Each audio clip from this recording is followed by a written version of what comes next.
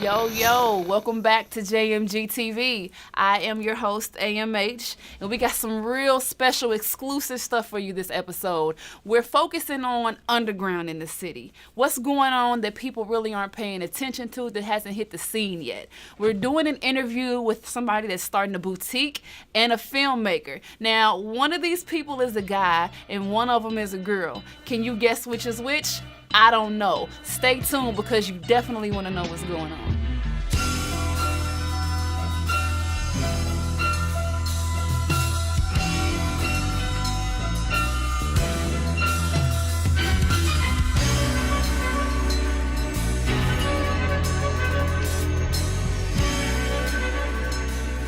All right, I'm sitting here with Bam, and he is the owner of Art of Soul. And how about we start off with you telling us a little bit about Art of Soul? Let the people know what that is. So Art of Soul is pretty much a brand I formed. I started coming up with ideas about it probably 2 years ago. It's just a bunch of things that's been coming together, falling in place, just from me being a sneakerhead. All right, cool. So what is a sneakerhead to you? What I know, I hear a lot of stuff, people talking about the J's and, phone closets and stuff. Tell me what you think a sneakerhead is.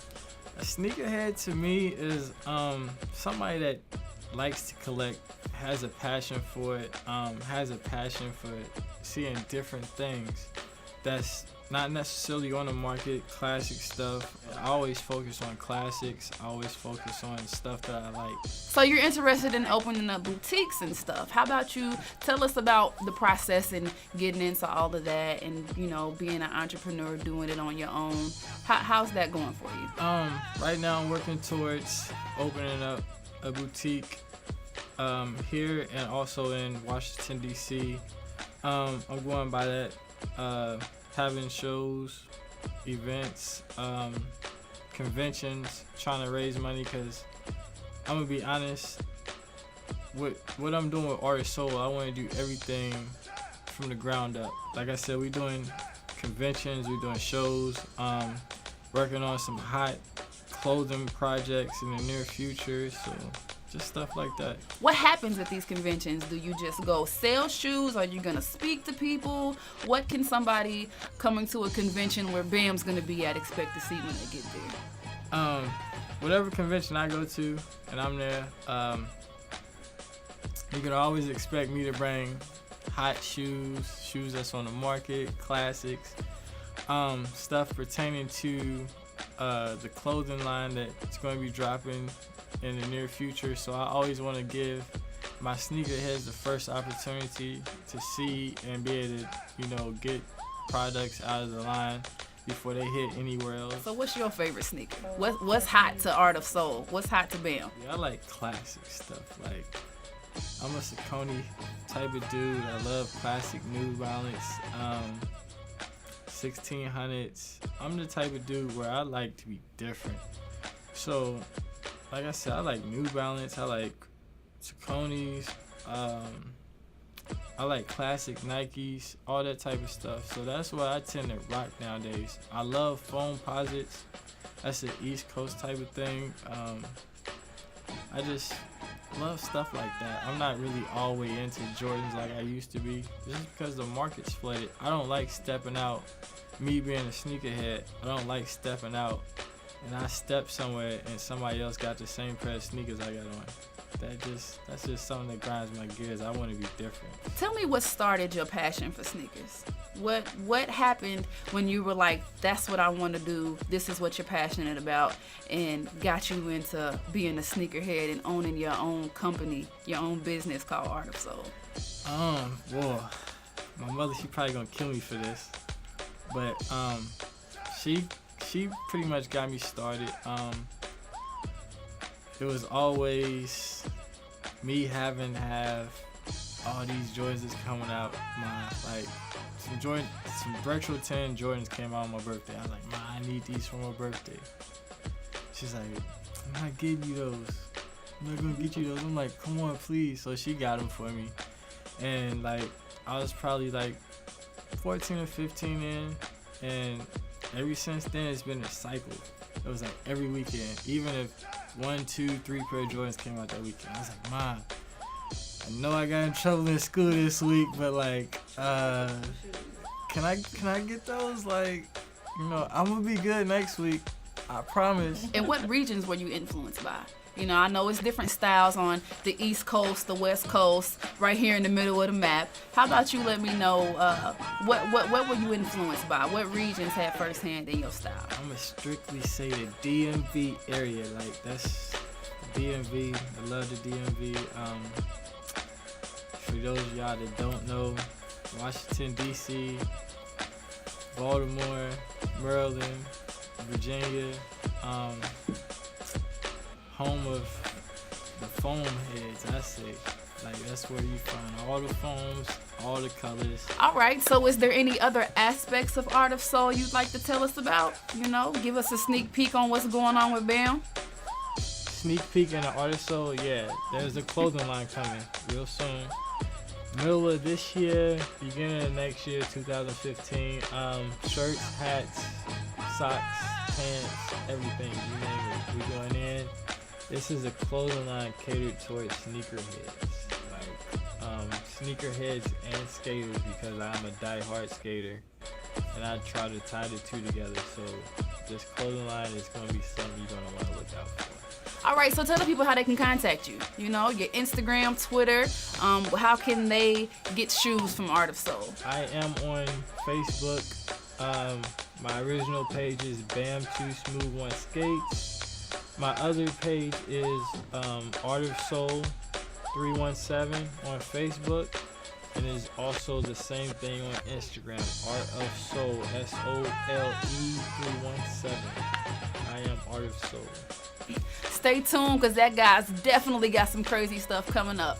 I am AMH, this is JMGTV, and you just witnessed an amazing interview.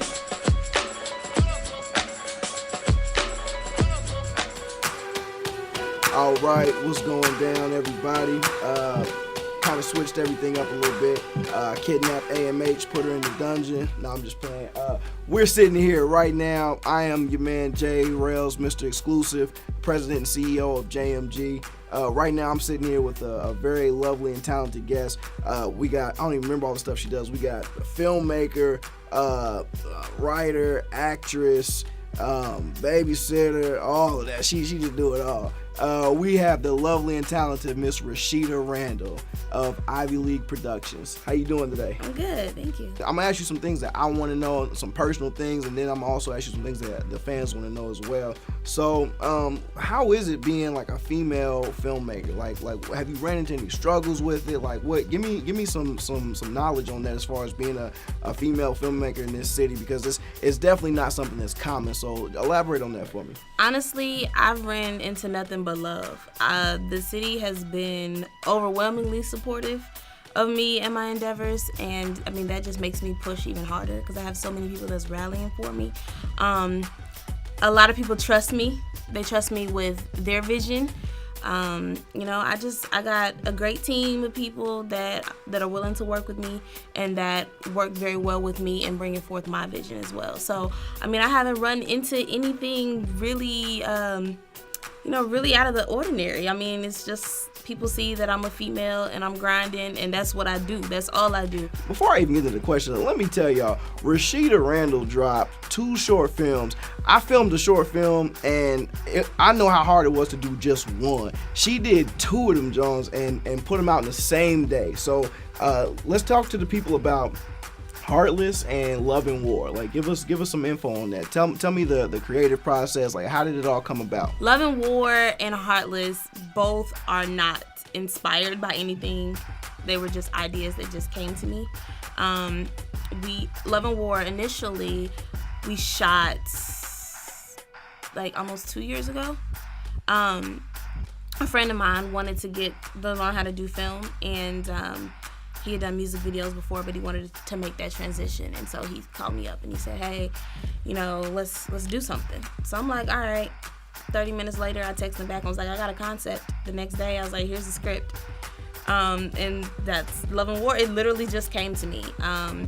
And then we ended up reshooting it because we had some audio issues. But we ended up reshooting it, and it was both times it was good, but I mean it really turned out to be more than what it's my favorite. I love it. I cried on set when I was directing it and everything. Heartless, another thing. That's another friend of mine wanted to do some shorts, and he called me up and was like, let's do it.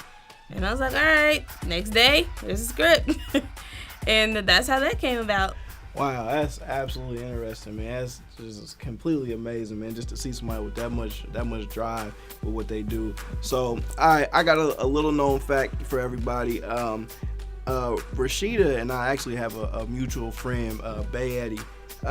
So Bay Eddie had contacted me and was like, hey man, I need you to do me a favor. I know it's last minute, but I need you to score this short film that I just did. I said, yeah, all right, it's no problem, shoot it to me. And he sent me the scenes and whatnot, so I'm coming up with a little score and everything, and so I get the score done, got it back to him, and a little bit later on, like I hollered at Rashida on Facebook, and I said, hey, we have a mutual friend, I'm looking forward to working with you, and she was like, well, actually, I think you just scored one of my films.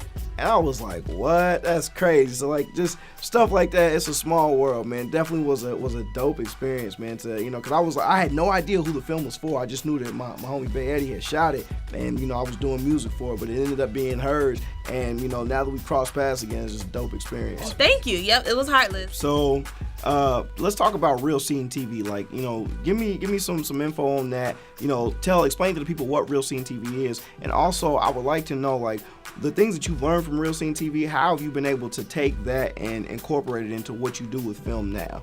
Real Scene TV is a local TV show that airs on NBC, which is Channel 13 here, right after Saturday Night Live, every other Saturday. And we pretty much highlight the city's hottest people, places, and events. Nightlife, restaurants, conventions, celebrity appearances, local events, local artists, all that kind of stuff. So it's a really fun show. Well, I got into it because I harassed the executive producer. I kept emailing her and like, I want to be a part of it. And so finally they met with me and they brought me on just as a producer. And so for that part, it helped me to sharpen my writing skills as far as TV goes. When you're writing for TV and you're writing for film, it's totally different. But it allowed me to use some of the skill set that I took from when I worked for Fox 59 News. So things that I learned there and all the training that I went through there, I was able to transition that into Real Scene TV. Then one day, I think they didn't have anybody to do a story that I had produced, and they were like, you want to just do it? You said you had an interest in being on air. You want to do it? So I was like, yeah, and I did it, and the rest was history. So, yeah. Okay, so tell me a little bit about, Atlanta. What is it that you have going on in Atlanta right now? I know a lot of people may not know about it, but so put them on game. Tell me about what you got going on in Atlanta right now. Right now, I am the lead in a gospel stage play called Soaring into Destiny. It debuts on April the 26th. So, yep, I've been traveling to Atlanta every other weekend, rehearsing. I'm about to go down there and be there for the whole month of April so that it's a little bit easier for me. I'm going to get down there and try to do as much work as I can. I've been traveling a lot between there and Chicago, doing background work for Chicago Fire. But in Atlanta, I plan to do more background work. I plan to get some principal roles. I plan to hustle the same way that I do here when I get down there. I have some acting workshops lined up with Jamal McNeil, who is Taraji P. Henson's and Octavia Spencer's acting coach. So yeah, I'm gonna go down there and go hard just like I do when I'm home. Okay, all right, I'm rocking with that. So, all right, Rashida, I definitely want to know, everybody else want to know, because I've been seeing it on Facebook, Instagram, all over social media. Tell me about the Emmett Till story. Like, I believe you're bringing like a production here. Like give me some knowledge about that. I definitely am interested to hear about it. Well, first let's say I'm producing 2 stage plays at one time, so if that's not stressful enough. But the Emmett Till is probably the most that is in my heart, just because of the story. Everybody knows. Well, you know what? Not everybody knows the story. I found an adult who did not know the story the other day. But again, in college, it was the first play that I had ever really done. And it was reduced to a dramatic reading, but we got a standing ovation. But the writers of it were ISU students, Indiana State students, Monique Mosley, George Potter, an African-American woman, and a white man. And they came together. They used facts and speculation to put this stage play together. And the other day, like a couple weeks ago, maybe, I think it was Emmett Till's birthday, and I put on Facebook that, you know, I remember doing this and how great it was. And one of the other guys who was in the play, he commented and was like, well, maybe you should hook up with Monique and see about doing it. So I reached out to Monique, and she allowed me to go forth with the project, and all she wants to do is be listed as a writer. So I'm looking to get that done September, October-ish. I'm right now trying to find a location to do so. And I'm eager to get cast, and I'm eager to get it out. I've gotten a lot of buzz from it already just by saying that I'm gonna produce it. So I'm really excited about that. That's inspiring, man. It's definitely inspiring. I mean, I like to see stuff like that, you know, getting people to know their history. So, okay, so tell me this. This is something that I personally would like to know. When it's all said and done, what is it that you want to leave as far as an impact? What type of impact would you like to leave on the entertainment world? Like, what signature does Rashida Randall put in people's minds? Like, what do you want them to remember when it's all said and done? Oh, wow. I want people, and it's going to sound really cliche, but I want people to go after their dreams. When I post stuff on Facebook about what I'm doing or anywhere on social media, it's not to brag. It's to inspire other people. It's to motivate other people. So that is the whole reason for me even pursuing this. I want to make something better for others. I want other people to recognize their talent and their dreams and go for it. Of course, I want to leave my creativity for the world to see years and years and years from now. But I tell people all the time, I don't want to be famous just for the money and the fame. I want to use that celebrity or use, you know, my talent, my gift to work for others, to inspire others. So I think that would be the impact that I want to leave. You got to go out there and grind and get it. Definitely, you know, that's very positive. It's a positive message, you know. You got to get people to go after their dreams. So I often ask this question to multifaceted people such as yourself. If you had to pick one aspect of everything that you do, just one aspect to do for the rest of your life, if you could only do one more starting tomorrow, what would it be? Acting. Okay, I like that. I like that a lot. And I say that because that's an escape for me. If I sat here and told you about my upbringing or things that I've gone through, you would not believe me. So when I'm acting, it's a place for me to escape all of that. It's a place for me to pour all that emotion, all that built up stress or tension or emotions from the past. It's just a place for me to just let it all out. So that's definitely my passion. Okay.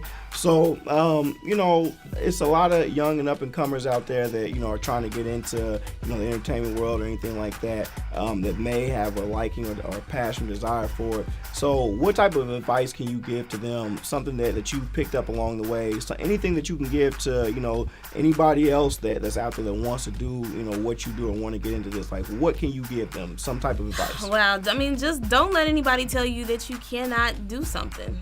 If somebody tells you you can't do something, prove them wrong. Do it. The person who says it cannot be done cannot outdo the person who's doing it. That's it. You heard it from the one and only, the lovely Miss Rashida Randall. Definitely want to thank you for coming through and, you know, just blessing us with your presence and the knowledge and whatnot of all the things that you got going on. You definitely have a supporter, you know, from me, myself personally, my staff with JMG. You know, we just appreciate you. So Appreciate you having me. Thank you. Once again, I am J. Rels, Mr. Exclusive, the president and CEO of JMG. We appreciate all the fans out there. Real quick, if you want to contact the lovely Miss Rashida Randall, please check out the bottom of the screen. Her information will be right there for you to get. That's all I got for y'all. We're going to shoot it back to AMH. Appreciate y'all. We'll get back to y'all when we do. Peace.